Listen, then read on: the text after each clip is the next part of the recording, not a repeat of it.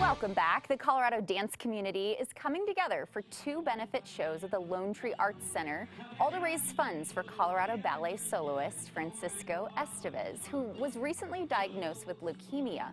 Along with the Leukemia and Lymphoma Society, the benefit is tomorrow and Friday night. And joining us in the studio this morning, we do have Francisco, who is such an amazingly talented dancer. And I just found out you're still actually going to be performing in this benefit performance. That's right, I will be.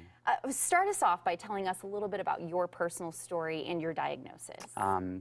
So I was actually diagnosed in April of this past year, and the first few months have been, it was a little bit of a trial period for me, you know, getting used to the treatment, getting used to the drugs that I'm taking.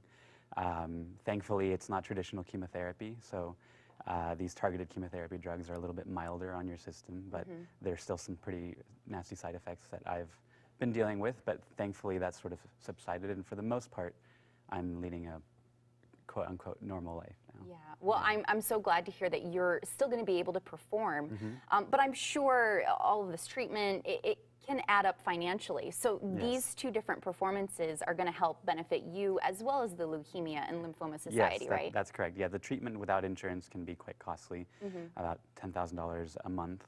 Thankfully, my wife and I, we do have insurance through our company, but there are peripheral costs that people don't even think about. Doctor's visits, biopsies, that sort of thing.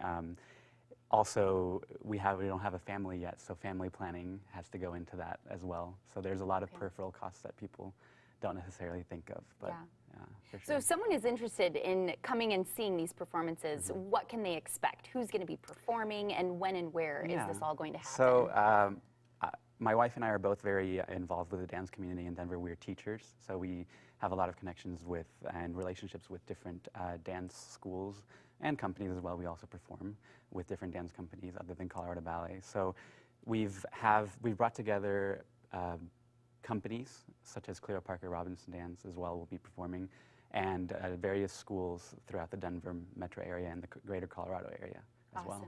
And it's tomorrow night and Friday night, correct? Yes, it's tomorrow night and Friday night, both at 7:30 p.m. at the Lone Tree Arts Center. Very good. And again, I mentioned you're going to be performing, but we want to give maybe a little taste to our viewers right now, if you'll sort of humor me, because I have a ballet background.